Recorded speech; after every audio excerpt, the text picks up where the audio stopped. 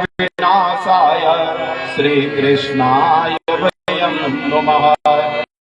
श्रीकृष्णाय वयं नमः। श्री गुरु चरण सरोज रज निज मल मुकुर सुधार वर्ण रघुबर विमल जसु जोदायक फल चार। बुद्धहीन तनु जानिके सुमिरौ पवन कुमार बल बुद्धि विद्या देव मोहि हरौ कलेश विकार। जय हनुमान ज्ञान गुण सागर जय कपीस रामदूत अतुलित बल धाम अंजनी पुत्र पवन सुत नाम। महावीर विक्रम बजरंगी कुमति निवार सुमति के संगी। कंचन वरण विराज सुवेशा कानन कुंडल कुंचित के हाथ वज्र हर ध्वजा विराजे कांधे मूंज जनेऊ धारे। शंकर सुवन केसरी नंदन तेज प्रताप जगवंदन विद्यावान गुणी अति चातु राम काज करे को आतुर। प्रभु दरिद्र सुनिए को रसिया राम लखन सीता मन बसिया। सूक्ष्म रूप धरि दिखावा विकट रूप धरि लंक जरावा। भीम रूप धरि असुर संहारे रामचंद्र के काज सवारे। भाई सजीवन लखन जियाए श्री रघुवीर हरष उर लाए। रघुपति कीन्ही बहुत बड़ाई तुम मम प्रिय भगवत भाई। सहस बदन तुमरो जस गावे अस श्रीपति कंठ लगावे। सनकादिक ब्रह्मादि मुनीसा भारत सारथ सहित अहिसा। सम कुबेर दिगपाल जाते कवि कोविद सके गाते। तुम उपकार सुग्रीव कीना राम मिलाए राजपद दीना। तुम्हारो मंत्र विभीषण माना लंकेश्वर भय सब जग जाना। जुग सहस्र जो जन पर भानु लीजो ताहि मधुर फल जानु। प्रभु मुख मुख माई जलद लांग गए अजरज नाई। दुर्गम काज जगत के जेते सुगम अनुग्रह तुम्हारे तेते। राम तुम्हारे तुम रखवारे होत न आज्ञा बिनु पैसारे। सब सुख लई तुम्हारे करना सद काहू को करना। आपन तेज समारो आपे तीनों लोग आपसे कांपे। भूत पिशाच निकट नहीं आवे महावीर जब नाम सुनावे। नाथे रोग हरे सब पीरा जपत निरंतर हनुमत वीरा। संकट से हनुमान छुड़ावे मन क्रम वचन जान जो लावे। सब पर राम तपस्वी राजा तिनके काज सकल सब साजा। और मनोरथ जो कोई लावे सोई अमित जीवन फल पावे। चारों सुख पर ताप तुम्हारा है परसिद्ध जगत उजियारा। साधु संत के तुम रखवारे असुर निकंदन राम दुलारे। नवनिधि के दाता असवर ज्ञान की माता। राम रसायन तुम्हारे पासा सदा रहो रघुपति के दाता। तुम्हारे भजन राम को भावे जन्म जन्म के दुख विश्राम। अंत काल रघुबरपुर जाए, जहाँ जन्म हरि भक्ति गाए। और देवता जितना धरई, हनुमत से सर्व सुख करई। संकट कटे मिटे सब पीरा, जो सुमिरे हनुमत बलबीरा। जय जय जय हनुमान गोसाई, कृपा करो गुरुदेव की नाई। जो सत बार पाठ करे कोई, जो नहीं बंदे महासुख होए। जो यह पढ़े हनुमान चालीसा, होए सीता की गौरीसा। तुलसीदास सदा हरि तेरा, कीजे नाथ हृदय महादेवा। जय नाथ हृदय महादेवा। पवन तनय संकट हरन, मंगल मूर्ति रूप। राम लखन सीता सहित, हृदय बसहु सुरभूप। राम जय जय राम, मेरे प्रभु राम जय जय राम।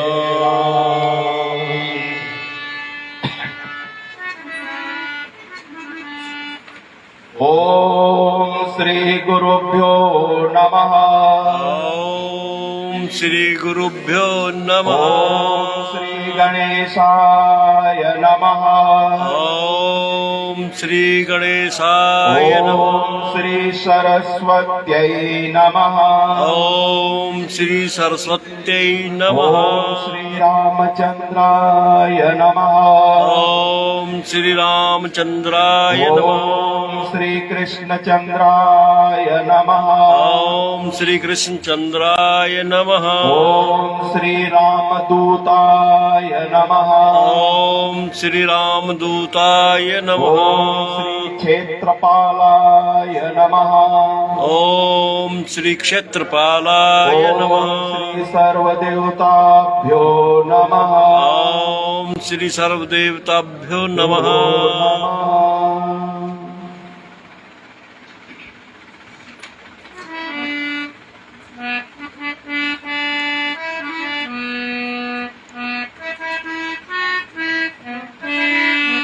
अंजन के लाल हनुमान, आज मेरा संकट हरो रे। अंजन के लाल हनुमान, आज मेरा संकट हरो रे। अंजन के लाल हनुमान, आज मेरा संकट हरो रे। अंजन के लाल हनुमान, आज मेरा संकट हरो। संकट हरो रे मेरा दुखड़ा हरो रे। संकट हरो रे मेरा दुखड़ा हरो रे। संकट हरो रे मेरा दुखड़ा हरो रे। संकट हरो रे मेरा दुखड़ा हरो रे। अंजन के लाल हनुमान, आज मेरा संकट हरो। अंजन के लाल हनुमान, आज मेरा संकट हरो। अंजन के लाल हनुमान, आज मेरा संकट हरो। आज मेरा संकट हरो। आया हूँ द्वार तेरे खाली ना जाऊंगा। आया हूँ द्वार तेरे खाली ना जाऊंगा। आया हूँ द्वार तेरे खाली ना जाऊंगा। आया हूँ द्वार तेरे खाली न जाऊंगा। तेरा संकट हरो। आज मेरा संकट हरो।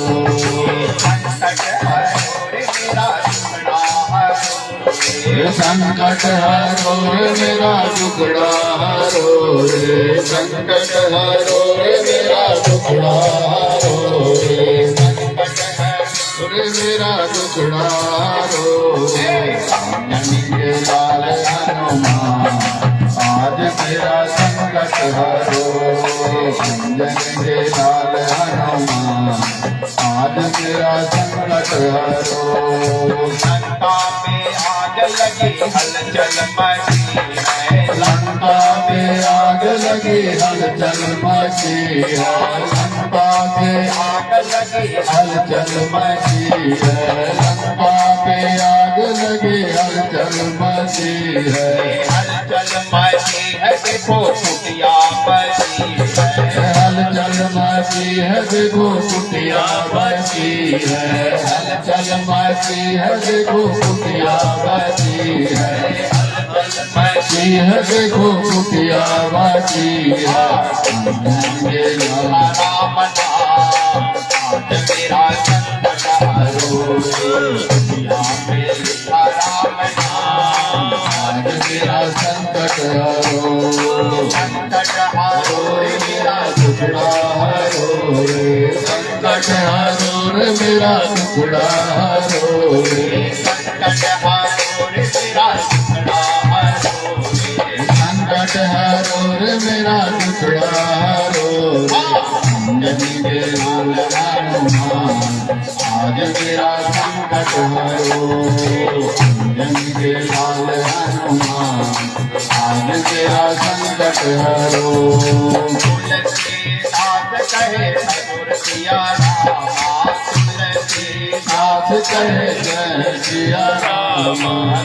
तुलसीदास कहे ससुर सिया रामा।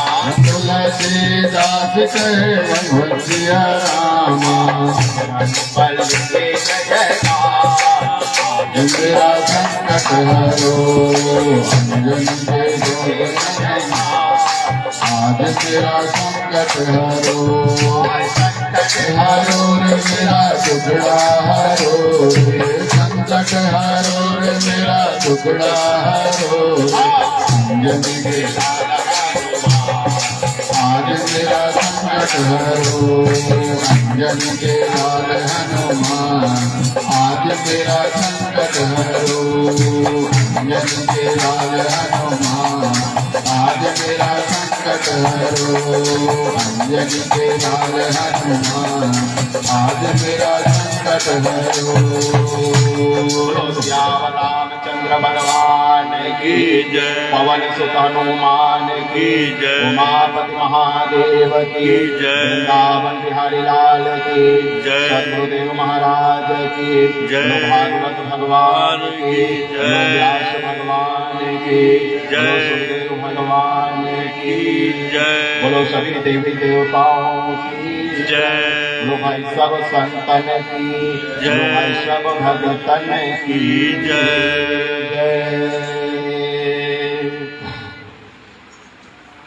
अखिल कोट ब्रह्मांड नायक योग योगेश्वर वृंदावन कुंज निकुंज बिहारी गोवर्धन गिरधारी रास रसिक भगवान श्री कृष्ण चंद्र। भगवान श्री कृष्ण की वांगमय शब्दमय विग्रह प्रतिमूर्ति वैष्णव जनों के परम धन परमहंस जनों की परम संहिता और सर्व पुराण सिरमौर श्रीमद् भागवत महापुराण। एक ज्ञान यज्ञ में द्वय विप्र जो कि पाठ और जाप में लगे हुए आदरणीय श्री पंडित रविंद्रनाथ तिवारी जी महाराज, साथ ही साथ में साथ देने वाले हमारे आदरणीय पंडित श्री देवी प्रसाद जी, पंडित सुरेंद्र शर्मा जी और इस साप्ताहिक ज्ञान यज्ञ के पुरोधा जो ज्ञान यज्ञ के आयोजक जो शर्मा परिवार, इनके सौजन्य से ये सुंदर विष्णु मास में कार्तिक मास में ये भागवती कथा कार्यक्रम का आयोजन यहाँ पर किया गया है। और आप सभी लोग विगत 3 दिनों से बहुत ही सुंदर भागवत की कल्याणमय अमृतमय मंगलमय कथा आप सब लोग बड़े प्रेम श्रद्धा विश्वास के साथ में श्रवण कर रहे हैं। माताओं सज्जनों, व्यास जी ने कहा जन्मांतरे भवेत् पुण्यम तदा भागवतम नभेत्।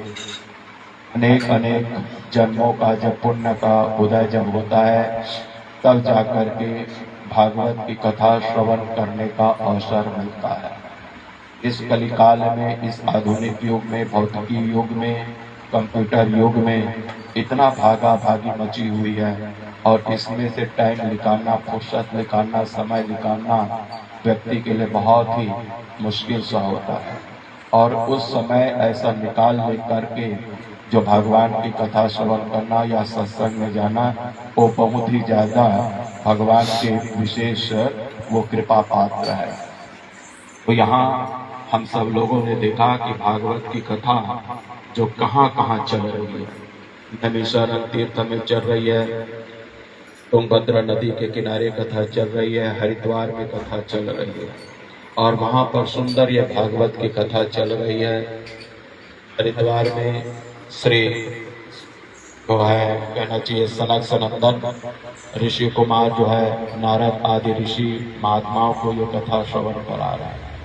गोमती नदी के पावन तट में नैमिषारण्य तीर्थ में यही कथा श्री सूत जी महाराज व्यास गादी में विराजित होकर के सौनकादिक 88,000 ऋषि संतों को महात्माओं को कथा श्रवण करा रहे हैं।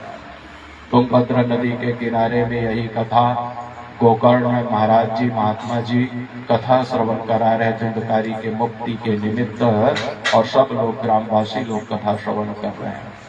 और चौथी घाट जो है जो कि मुख्य वक्ता और मुख्य श्रोता है। कल हम सब लोगों ने देखा कि मुख्य वक्ता भागवत के जो है व्यास नंदन शुकाचार्य सुखदेव महाराज जी भी आ चुके हैं। 16 साल की आयु है, दिगंबर बाबा है और बहुत ही तेज है, चलता फिरता मानो ब्रह्म है। और ये शुकर ताल में नारद जी से प्रेरणा प्राप्त करके वो पहुंचे हैं और यहाँ से हस्तिनापुर से अपने राजपाट को बहुत ज्यादा विचार नहीं किया, बहुत ज्यादा नहीं सोचा मेरे को ये करना है वो करना है, ये मीटिंग लेनी है, ये बैठक लेनी है, ऐसा नहीं। राजा का तत्क्षण तुरंत ही उसने अपने पुत्र जन्मजय को हस्तिनापुर का गद्दी उसको सौंप दिए, राज तिलक कर दिए और अपना राजसी पोशाक को राजा परीक्षित ने उतार दिए और उतार करके वो चल पड़े हैं, निकल गए और गंगा जी के किनारे चलते चलते शुकरताल में पहुंच गए। और शुकरताल में पहुंचे तो वहां बहुत सारे संत महात्मा ऋषि लोग भी सब पहुंच गए। ये सबको पता है कि राजा परीक्षित को 7वें दिन में शरीर को छोड़ना है। 7वें दिन में ऋषि का श्राप पूरा होने वाला है, तक्षक नाग आएगा और तक्षक नाग के काटने से इसकी मृत्यु होगी। तो मानो देखो कितने पुण्यात्मा है, धर्मात्मा है राजा परीक्षित कि संत महात्मा अपने जप को तप को अपने डेरे आश्रम को छोड़ करके मानो अनुग्रह करने के लिए, कृपा करने के लिए, दया करने के लिए, आशीर्वाद प्रदान करने के लिए राजा परीक्षित के पास में सब पहुंच गए। राजा परीक्षित का केवल एक ही सवाल है, म्रियमाणस्य पुरुषस्य यत् कार्यम तद भवता वक्तव्य। मरणासन व्यक्ति है, ऐसे जीव को, ऐसे प्राणी को क्या करना चाहिए, यही प्रश्न किया है। सुखदेव मुनि ने सबसे पहले कह दिया कि देख तू अभी डरा हुआ, तू घबराया हुआ, मैं मर जाऊंगा ऐसा तू मान रहा है, सोच रहा है। और ये जो तुम सोच रहे हो, सबसे पहले तो अपने दिलो दिमाग मस्तिष्क से ये बात को निकाल दो कि मैं मरूंगा। मरेगा वो जो कि जन्मा हुआ है, जाएगा वो जो आया हुआ है, बिगड़ेगा वो जो बना हुआ है। हमारा शरीर आया हुआ है तो एक न एक समय तो निश्चित इसका जाना है। शरीर का जन्म है तो एक न एक समय इसका मृत्यु है। शरीर जो है बना हुआ है तो एक न एक समय देर सवेर इस शरीर को बिगाड़ना है। लेकिन इसके शरीर के पीछे में जो आत्मा है अजर अमर अविनाशी, न उसका कभी जन्म हुआ है न उसका कभी मृत्यु हुई है। ऐसे तुम आत्म स्वरूप हो राजा परीक्षित, इसलिए शरीर को लेकर के ज्यादा आपको दुखित होने की जरूरत नहीं है। जैसे ये बात हो रही है वैसे ही देवताओं के बीच में एकदम हलचल हो गई, पैदा हो गई। देवता लोगों ने सोचा कि सुखदेव मुनि भागवत के जो है ना अमर कथा राजा परीक्षित ही दे रहे हैं और सुखदेव महाराज जो है ना कभी भी एक जगह रुकते नहीं, कभी भी व्यास गादी में बैठ करके कथा प्रवचन करते नहीं। यहाँ 7 दिन कथा सुनाने के लिए वो राजी हो गए, तो बढ़िया जंगल में ही मंगल है। तो ये जो है ना भागवत की कथा को प्राप्त करने के लिए ललायित होकर के देवता लोग जो है ना, देवता लोगों के पास में क्या है, स्वर्ग में क्या है, अमृत है। तो अमृत कलश को लेकर के देवता लोग सब पहुंच गए और पहुंच गए तो सुखदेव मुनि ने भी देखा कि देवता लोग आइए आइए भाई, कथा में तो सबका स्वागत है, कोई भी पहुंच सकता है, कोई भी आ सकता है, तो सुखदेव मुनि ने सबका स्वागत किया। बोले महाराज आप लोग कौन हो? बोले हम लोग देवता गण। कहाँ से आए? बोले स्वर्ग लोक से आए। ये क्या लेकर के आए? बोले इसमें अमृत है। अच्छा अमृत है, ये स्वर्गामृत है, स्वर्ग का अमृत है। तो महाराज हम ये चाहते हैं कि राजा परीक्षित जो है ना डरने मरने से डर रहा है, अमर हो जाना चाहते हैं, तो इसको जो है ना अमृत का इसका एक तो गिलास जो है ना इसको पान करा दो। और रही बात जो है ना ये कृष्ण अमृत है, भागवत अमृत है, इसका पान हमको करा दो। कहा ये 7 दिन तक से गला फाड़ फाड़ करके चिल्लाते रहोगे, इतने जो है ना 7 दिन जब बैठे रहोगे तो ये झंझट में क्या पड़ना, तो इसलिए ये जो है ना इसको ये भागवत की कथा हमको दे दो और राजा परीक्षित को ये स्वर्ग का अमृत दे दो। देखो सुखदेव मुनि ने कितना ठोस जवाब दिया। उसने कहा कि भैया ये बता तुम्हारे स्वर्ग का अमृत की विशेषता क्या है, खूबी क्या है, इसकी बड़ाई क्या है? बोले इस अमृत को पान करने से स्वर्ग का अधिकारी हो जाता है, स्वर्ग में रहता है। और स्वर्ग में क्या होता है? बोले भोग होता है। स्वर्ग में आनंद ही आनंद रहता है, प्रसन्नता ही प्रसन्नता है, जवानी बनी रहती है, तरुणाई बनी रहती है, वृद्धावस्था ओल्ड एज जो है वो शरीर का क्षरण नहीं होता है, हमेशा भोग एंजॉय है। तो ये स्वर्ग की ये विशेषता है। तो स्वर्ग में कब तक से रहेगा? जब तक से पुण्य का बैलेंस है। जब यहाँ से जीव जो है ना स्वर्ग को जाता है, ज्यादा जो है ना पुण्य प्राप्त कर लिया है, यज्ञ तप जप कर लिया है, पुण्य प्राप्त करके वो स्वर्ग का अधिकारी बन जाता है। लेकिन स्वर्ग में जाता है तो स्वर्ग जो है ना वो भोग लोग है, स्वर्ग में केवल भोग होगा, और भोग भोगने से पुण्य माइनस होता है, पुण्य घट जाता है। तो एक समय ऐसे आता है जब पुण्य जब घट जाता है और पुण्य का बैलेंस जब खत्म हो जाता है तो वहां स्वर्ग से उसको धक्का मार करके फिर मृत्यु लोक में गिरा देता है, फिर किसी माँ के पेट में फिर वो जन्म ले लेता है। तो ये स्वर्ग का अमृत के ये विशेषता है, जब तक से पुण्य है तब तक से सुख हो। सुखदेव मुनि ने कहा और ये भागवत के अमृत का देवताओं इसकी विशेषता ये है, इसको पान करने से सदा सर्वदेव के लिए भगवान के चरणों में वो पहुंच जाता है। बार बार जन्मना, बार बार मरना, ये बार बार आवागमन के जो चक्कर है वो क्या हो जाता है, हमेशा हमेशा के लिए खत्म हो जाता है। तो कहाँ ये कांच का टुकड़ा और कहाँ हीरा, इसका कोई कंपेयर हो सकता है? इसका कोई मुकाबला, कोई तुलना हो सकता है? कहाँ तुच्छ कांच का टुकड़ा तुम्हारे मानो। देखो सुखदेव मुनि ने देवताओं को बैरंग वापस करा दिया और ये स्वर्ग का अमृत उनको ही मुबारक और उसको लौटा दिए। तो ये अमृत जो है ना भागवत अमृत है। देवता लोग मुंह लटका करके चले गए। सुखदेव मुनि जो है राजा परीक्षित को ये कथा श्रवण कराया और ये कथा श्रवण कराते हुए माताओं सज्जनों कल हमने देखा कुछ आसन के बारे में बताए थे, प्राणायाम के बारे में बताए थे, आसक्ति को कम कर लेना है। सबसे पहले साधक को ये करना चाहिए। देखो ये जो है ना ये साधना के लिए बड़े अच्छी चीज बताए। सबसे पहले एक निश्चित आसन में, कभी भी हो घर में हम पूजा करते हैं, मंदिर है, देखो सामने में मंदिर है शर्मा जी का, रोज पूजा पाठ होते हैं। तो जब भी वहाँ धूप बत्ती अगरबत्ती कर रहे हैं, आरती कर रहे हैं, तो कभी समय लिखा, समय देख करके ना वहाँ आसन डाल करके आंख बंद करके बैठ जाना चाहिए, बैठ जाएंगे। क्योंकि आपने पूजा किया मतलब निवेदन किया, प्रार्थना